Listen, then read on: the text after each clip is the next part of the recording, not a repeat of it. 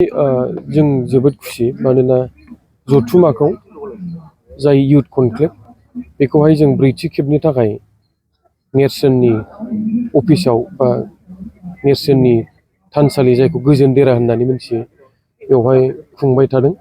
जथुमा माने जाय मोनसे युथ कनक्लेव बै युथ कनक्लेवखौहाय बड'लेण्ड बा बिटिआर ओनसोलाव थानाय गुबुन गुबुन लाइमोनफोरा मेनलि क'क्राझार डिस्ट्रिक्टनि सिङाव थानाय युथफोरा बे हाबाफारिखौ लाजेनदोंमोन 2019आव। दिनै फैनानै ब्रैथि खेब आरो बे ब्रैथि खेब जथुमायाव जोङो मोनसे थीम लादों आरो बे थीमानो जाहैबाय नेचार फर फिउचार। माने दा ओरैबायदि सिन्था खालामनो गोनां जाहैबाय मिथिंगाखौ लानानै, मिथिंगाखौ रैखाथि होनांगौनि थाखाय। मानोना मिथिंगा बा हाग्रा बंग्राया जोबोबा जोंनि राव हारिमु थुनलाइ बिसोरबो गासिबो जों जोबलांनायनि चान्स दं आरो। गतिके देग्लाय जोङो बांसिन बेखौ फकास होनाय जादों आरो माने बेवहाय जोङो बिराद सिरियास जानांगौ आरो बड'लेण्डनि हिसाबै। मानोना भुटाननिफ्राय बा हिमालय हाजोनिफ्राय बड'लेण्ड जानानै गासै 56टा रिभारफोर बोहैबोयो आरो जोंनाव गोबां हाग्रा दंमोन।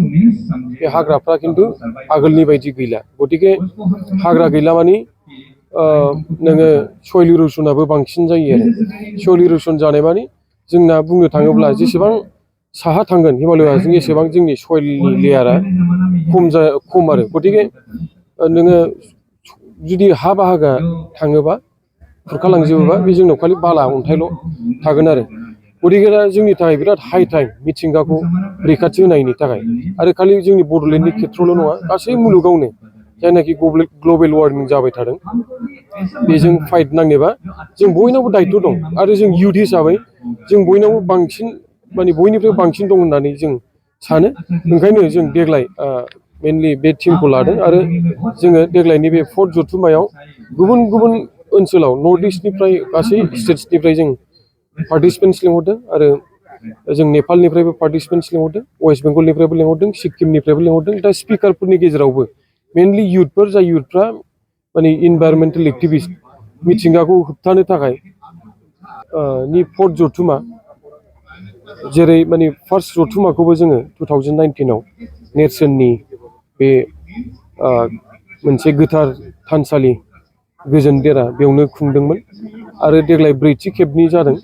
बेयावबो नेर्सोन NGOनि बिथांमोना जोंखौ खुंनायाव मदद होदों आरो जायगाबो होदों। बेनि थाखाय जोङो नेर्सोननि बिथांमोनखौ साबायखर बावो। ओमफ्राय फार्स्ट जेनेबा जथुमाखौथ' जोङो क्राउड फान्डिंजोंनो बानायदोंमोन आरो जों लोगोफोर गोजा एसे एसे होलायबाय। ओमफ्राय माखासे जोंनि लोगोफ्रानो माने एस'सियेट जाफानाय माखासे संगठनफोर माने बिसोरनिफ्रायबो जोङो फिसा फिसा आरो फान्डिं लानानै जों जथुमाखौ जागायदोंमोन। ओमफ्राय नेक्स्टआव जोंना बिटिआर सरकारा सेकेन्ड जथुमाखौ 100% स्पन्सर खालामदोंमोन आरो।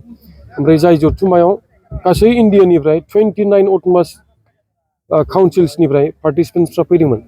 ओमफ्राय फार्स्टआवथ' जों जेबो टिम लायाखैमोन। सेकेन्डआव खिन्थु ट्राइबेलफोरखौ फकास होनानै, ट्राइबेल इस्युखौ फकास होनानै जों जथुमाखौ खालामदोंमोन। ओमफ्राय थार्डआव जोङो थार्ड जथुमाखौ बिनेश्वर ब्रह्म इन्जिनियारिं कलेजाव क'क्राझारावनो खुंदोंमोन। दा थार्डआव जोङो युथ एन्टारप्रेन्योर माने लाइमोनफोर, जाय लाइमोनफ्रा गुबुन गुबुन आइडियाफोरखौ लानानै बिजनेस मावनो नाजागासिनो दं आरो जाय लाइमोनफोरजों अलरेडि मानसिफ्रा एंगेज जाबाय आरो माने गावनि आथिङाव गसंथानानै थानानै गुबुनफोरखौबो माने लाइभलिहुड होबाय। जों बेफोरबायदि माने बिथांमोनखौ लेंहरनानै लाइमोनफोरनि गेजेराव बोरै बिजनेस बा एन्टारप्रेन्योरशिपखौ जों डेभेलप खालामनो हायो बेखौ नाजादों। ओमफ्राय देग्लायहाय जों मिथिंगाखौ थांखिनानै खालामनायानोसै। बेखिनियानो। गोजोन्थों।